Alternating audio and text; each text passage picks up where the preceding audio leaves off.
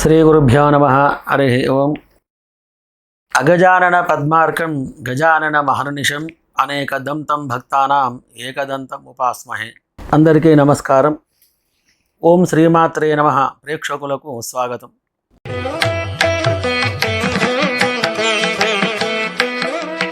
కన్యా రాశి ఫలితాలు.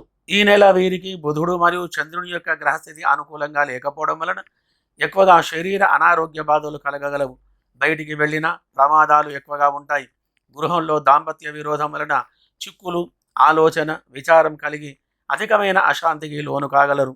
అనుకోకుండా ఎక్కువగా గొడవలు కలుగుతూ ఉంటాయి. ఎక్కువగా పడమర దిశగా ప్రయాణం చేయడం వలన కొన్ని ఇబ్బందులకు గురి కావలసి వస్తుంది. ఇత్యాది చెడు ఫలితాలు ఎక్కువగా కలగగలవు. ఏదో విధంగా వృధాగా ధనం ఖర్చు కాగలదు. చిన్న విషయానికి ఎక్కువగా ఆవేశపడి ప్రతి ఒక్కరితో కలహాలు ఏర్పడేటువంటి సమస్యను మీరు తెచ్చుకుంటూ ఉంటారు. సోదర సోదరీమణుల చేత అగౌరవం కలగగలదు.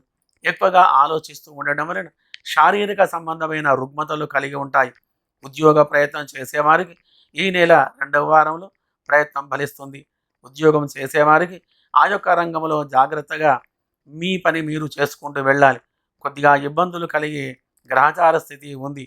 కావున గ్రహచార దోష నివారణ గురించి మీరు చేయవలసిన పని, బుధగ్రహానికి ఆవు నెయ్యి, చక్కెర, తేనె ఈ ద్రవ్యములతో అభిషేకం చేసి బుధునికి ప్రీతికరమైన ఉడికించిన పెసర్లు నైవేద్యం సమర్పించాలి. మరియు భక్తి శ్రద్ధలతో ఈ యొక్క జపం చెయ్యండి. ఓం శ్రీం ఐం బృందావన సంచారిణి శ్రీకృష్ణ పరబ్రహ్మణే నమో నమః అని ఈ యొక్క మంత్రాన్ని 108 సార్లు ప్రతిరోజు జపం చేస్తూ ఉండండి. మరియు తాంత్రిక ప్రకారంగా ఉదయం 6 గంటల లోపల మీరు స్నానం చేసే నీళ్ళల్లో కొద్దిగా జాజికాయ పొడి, జాపత్రి పొడి, యాలకుల లవంగాల పొడి ఆ నీళ్ళల్లో కలుపుకొని స్నానం చేసినట్లయితే తాంత్రిక దోషాలు ఏమున్నా కానీ అవన్నీ కూడా తొలగిపోయి సుఖంగా సంతోషంగా ఉండగలరు. ఈ యొక్క నెల రోజులు భోజనములు తీపి పదార్థం ఎక్కువగా తీసుకుంటూ ఉండండి. శుభం భూయాత్.